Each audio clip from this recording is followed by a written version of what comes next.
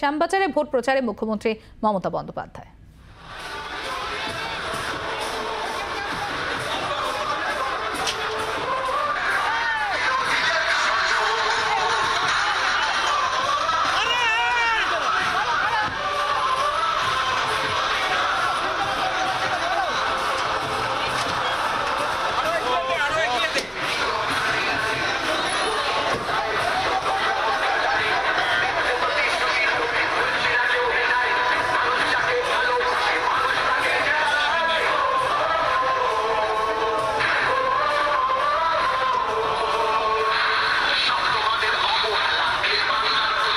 দেখতে পাচ্ছেন সেই ছবি আপনারা, পদযাত্রায় মুখ্যমন্ত্রী মমতা বন্দ্যোপাধ্যায়ের ভোট প্রচারে রোড শো মমতা বন্দ্যোপাধ্যায়।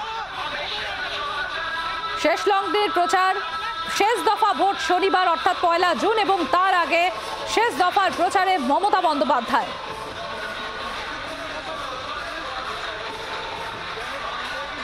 শ্রেয়সী গঙ্গোপাধ্যায় আমাদের প্রতিনিধি রয়েছেন আমাদের সঙ্গে।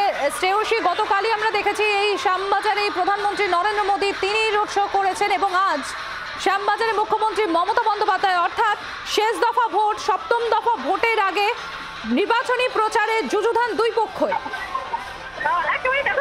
জানিয়ে রাখি, কার্যত গতকাল যে রুট দিয়ে কিন্তু রোড শো ছিল, এই রুটেই কিন্তু আজকে মমতা বন্দ্যোপাধ্যায় রোড শো ইতিমধ্যে শুরু হয়ে গিয়েছে।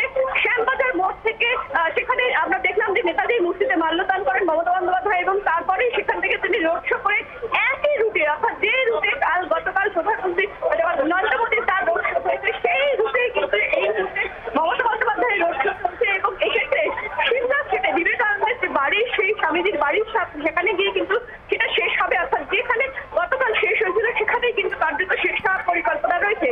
এবং নেতাজির মূর্তিতে মাল্যদান করার সময় কিন্তু সেক্ষেত্রে মুখ্যমন্ত্রী তিনি এক হাত নেন বিজেপির বিরুদ্ধে, যেখানে তিনি বলেন যে সেন্ট্রাল গভর্নমেন্ট কিছু করেনি, নেতাজির যে জন্মদিন সেই জন্মদিনকে তারা রেকগনিশন দেয়নি। অর্থাৎ গতকাল যে বিষয়টা তিনি তার বেহালার জনসভায় বলেছিলেন যে এক্ষেত্রে নেতাজির যে জন্মদিন সেই জন্মদিনকে জাতীয় ছুটির দিন হিসেবে ঘোষণা করার জন্য তিনি গত 15 বছর ধরে লড়ছেন, তারই কিন্তু কার্যত তিনি উল্লেখ করে বলেন যে এক্ষেত্রে সেন্ট্রাল গভর্নমেন্ট কিছুই করেনি, নেতাজির মূর্তিতে শুধু তারা মালা দিয়েছে, কিন্তু সেক্ষেত্রে তার যে জন্মদিন সেটাকে রেকগনাইজ করেনি। এবং সেই জায়গা থেকেই কিন্তু কার্যত তিনি বিজেপির বিরুদ্ধে ক্ষোভ উগড়ে দেন এবং তারপরে তিনি পদযাত্রা এই মুহূর্তে শুরু করেছেন। এই মুহূর্তে তার পদযাত্রা হাতিবাগান থেকে সিমলা স্ট্রিটের দিকে এগোচ্ছে। বাংলার আওয়াজ, বাঙালির আবেগ, জি 24 ঘন্টা।